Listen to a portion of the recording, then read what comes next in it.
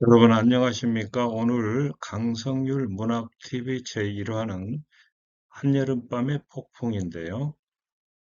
장편 소설 복숭아꽃 성은 공정한가를 중심으로 해서 오늘 이 시간부터 문학 이야기를 좀 드리고자 합니다. 제가 철학TV를 계속 이렇게 방영하다가 오늘부터 이제 문학TV도 겸해서 이렇게 촬영을 하게 됐는데요. 실은 제가 소설가로 등단을 했었어요. 장편 소설 6권을 썼었습니다. 그래서 제가 썼던 그 장편 소설 중심으로 해서 거기에 이제 격가지들 이렇게 좀 소개해 드리도록 하겠습니다. 오늘 그 이야기 첫 순서는 이제 머릿말, 책의 머릿말에 나오는 이야기, 그리고 복숭아꽃이라고 하는 그 책 제목이 들어간 것은 무엇 때문인가? 여기 이제 그 이중적 의미가 있다는 거죠. 그리고 오늘은 이제 첫 시간은 여름밤의 침입자, 그리고 복숭아와 성의 관계, 이런 이야기로 영상 꾸며봤습니다. 이 영상은 제가 이제 2021년에 썼던 복숭아꽃 성은 공정한가를 중심으로 일단 제작이 되었습니다. 성은 인류 역사상 가장 뜨거운 주제이자 그렇기 때문에 문학, 예술, 학문에까지 핫 이슈이자 뜨거운 관자입니다. 오늘날 우리 사회에서 성 문제가 이제 많이 대두가 되는데요. 성폭행 범죄자들, 성착취물, 성추문으로 자리에서 물러난 지방자치단체 수장들이 얼마나 많습니까? 또 역사적으로 중국의 그 제왕들, 미국의 뭐 케네디 대통령이랄지 한국의 역대 대통령 중에도 성추문에 휘말리는 사람들이 있었죠. 그리고 서양의 이제 호색한들, 카사노바랄지 돈주왕, 그리고 한국의 그 유명한 문인들까지 이 성 스캔들에서 벗어나지를 못했습니다. 이 성이라고 하는 것은 단순한 섹스에 그치는 게 아니고 약자와 여성들을 옥죄는 기제로 작동하고 있다는 것이 문제죠. 이거 이제 사회의 불공정성 문제와 직결이 되어 있습니다. 우리가 공정성 하면은 오늘날 금수저니 흑수저니 이런 말이 많이 나오지 않습니까? 이 그림을 보시면은 금수저, 흑수저가 아니라 요즘에는 뭐 또 다이아몬드 수저도 있고 뭐 플라스틱 수저도 있고 재밌는 그 패러디가 많아요. 그런데 이제 이러한 것들이 우리 사회에 화두가 된다고 하는 것은 이러한 것들이 교육과 취업, 일자리, 승진, 부, 권력에서의 불평등을 결국에 초래한다는 겁니다. 사람이 자기 어떤 노력이나 행위에 의해서 이렇게 행복이 결정되는 것은 참을 수 있는데 구조적인 문제로 어떤 타고난 선천적인 문제로 불평등을 받는다면은 정말 분하고 억울할 일 아니겠습니까? 그래서 이 책은 불공정한 성문제, 특별히 여성에 대한 성폭력과 억압에 초점을 맞추고 있습니다. 오늘날 남녀 차별이 많이 줄었다고는 하지만 우리 사회는 아직도 여성이기 때문에 겪어야 할 그 어떤 불이익, 또 분통 터지는 일이 많아요. 뭐 회사에서 잡일을 시킨다든가 승진에 있어서도 불이익을 받는 경우가 얼마나 많습니까?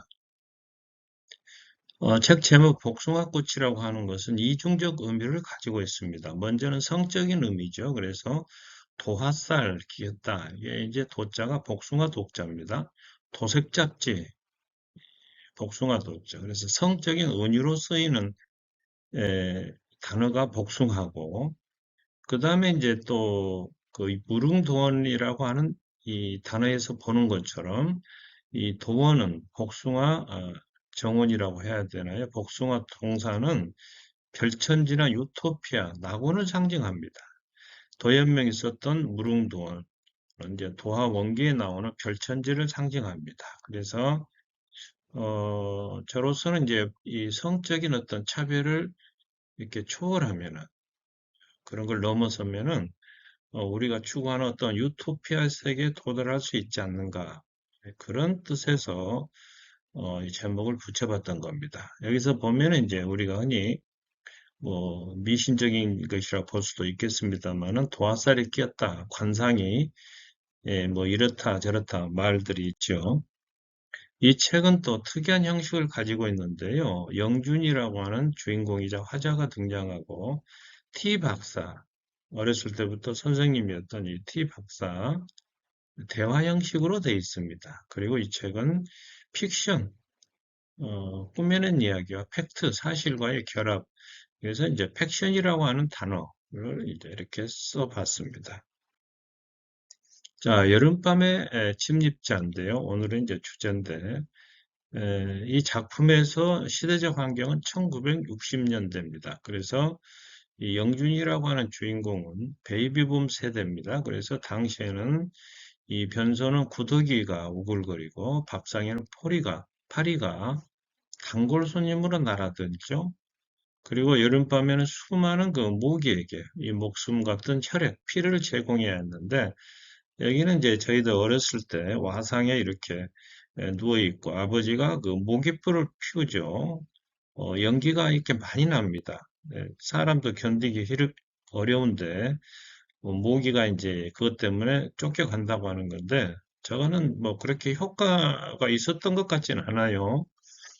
또 이때는 쥐들이 사람들과 동고동락하다시피 했습니다. 그래서 쥐뿐만 아니라 모든 그 곤충, 동물들이 예, 같이 살았던 것 같아요. 그러니까 사람이 사는 것과 동물의 서식지가 구별되지 않는 공간, 이도 있고 많았고요. 벼룩, 빈대 이런 것들이 더불어 살았습니다. 이제 나라에서는 1960년대 이제 초반 경제개발 5개년 계획을 발표했고, 그리고 새마을 운동이 있었죠. 그래서 세계적으로 유례없는 경제 성장을 부과하고 있다고 이제 홍보를 한 겁니다. 그리고 이 무렵에 1965년 한일 협정이 조인이 됐는데 나중에 보니까 이제 이걸 반대하는 데모들이 많이 있었더라고요. 또 이때는 이제 미국의 어떤 요청에 의해서였겠지만은 맹호부대가 월남에 파송이 됩니다. 맹호부대뿐만 아니라 무슨 비둘기 부대, 청룡부대 많이 갔지 않습니까? 그래서 대한인데 따이안의 용맹성을 전 세계에 뽐냈다고 이제 저희들이 어렸을 때 들었던 기억이 납니다. 자, 영준이 이제 초등학교 4학년 때 여름밤이었는데 한밤중에 인기척에 이제 잠을 깹니다. 그래서 멍하니 이제 앉아 있는 바로 앞에 이제 어둠 속에 사람의 기운이 느껴집니다. 그래서 저쪽 건넌방에서 자던 어, 누나인 줄 알고 이렇게 불러도 대답이 없어요. 그래서 앞을 이렇게 휘 젓듯이 저 보니까 손에 이렇게 남자의 근육질 가슴이 잡힌 겁니다. 근데 이 남자가 이제 아마 영준이 생각할 때는 여자의 흉내를 내고자 요강에 걸터 앉아서 오줌을 누는 겁니다. 남자가 뭐 오줌을 앉아서 누겠습니까?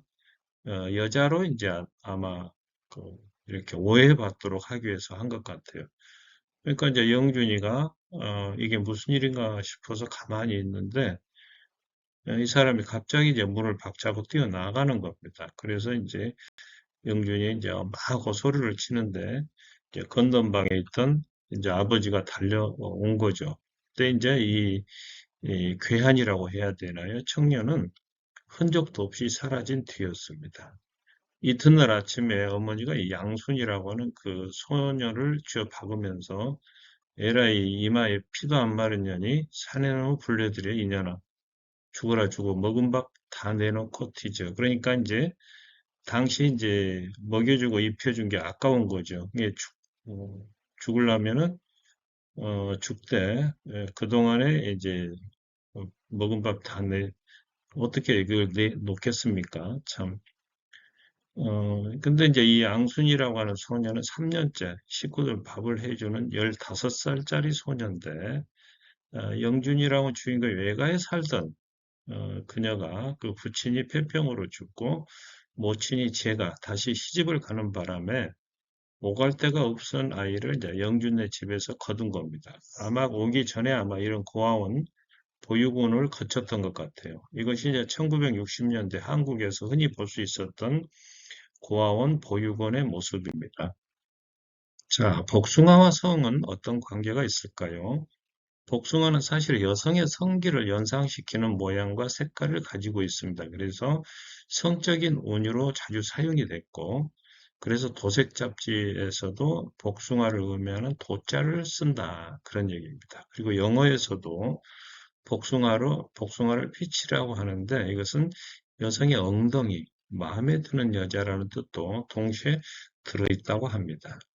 도화살이란 말을 쓰는데요. 점술이나 사주학에서 가장 중요시 되어온 살입니다. 그래서 호색과 음란을 말하는 건데, 가령 여자의 얼굴이 홍기가 돌아 아름답게 보이는 것을 도화살이 끼었다. 이렇게 말을 하고, 남자는 호색하는 성질 때문에 주색으로 폐가 망신하는 반면에, 여자는 한 남자로서는 만족할 수 없어 남편과 사별하는 원인이 된다고 믿었습니다. 그래서 도화살이 낀 여자들은 혼인을 기피하는 대상이 된 거죠. 주색 잡게 폐가 망신 안 하는 놈 없다. 그리고 여기는 권태기가 오자 남자 호스티스를 찾아다니는 여자의 모습이 나옵니다. 물론 본 내용과는 상관은 없습니다. 살이라고 하는 것은 사람이나 물건을 해치는 독하고 모진 기운을 말합니다. 그래서 살풀이 구술하지 않습니까? 그러나 현대에 들어와서는 이성의 주목을 끌어서 매력적으로 다가오는 긍정적 요소가 되기도 합니다. 그래서 특히 연예인들이 반드시 갖춰야 할 사주다. 살풀이 춤은 살을 푼다는 의미의 민속춤으로서 기생들이 추었습니다. 1990년에 중요 무형문화재로 지정이 됐는데 흰 치마 저고리에 흰 수건을 들고 이렇게 춤을 추는 거죠.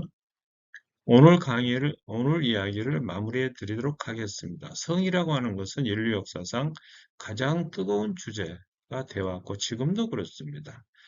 성범죄자들이 지천으로 넘쳐나고 호색을 즐긴 권력자들이 많았다. 책 제목인 복숭아꽃은 이중적 의미를 가지고 있는데 성적인 은유와 함께 별천지나 낙원을 상징하기도 한다.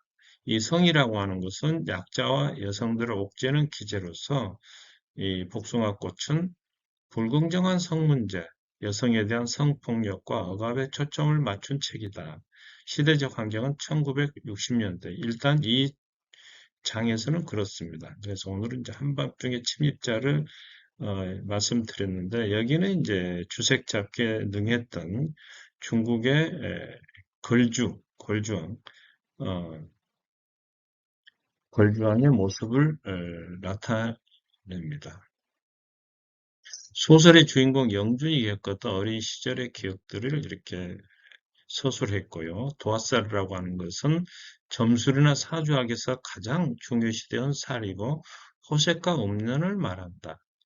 또 살이라고 하는 것은 사람이나 물건을 해치는 독하고 모진 기운을 말하는데 현대는 오히려 매력적으로 다가가는 긍정적인 요소로 작용하기도 한다. 이 영상은 제가 썼던 복숭아꽃 성은 공정한가에서 이렇게 발췌해서 제작을 했고 영상이 좋으셨다면 구독과 좋아요 부탁드리면서 제가 지금 내보내고 있는 강성률 철학TV도 많이 시청해 주시기 바랍니다. 여러분 감사합니다.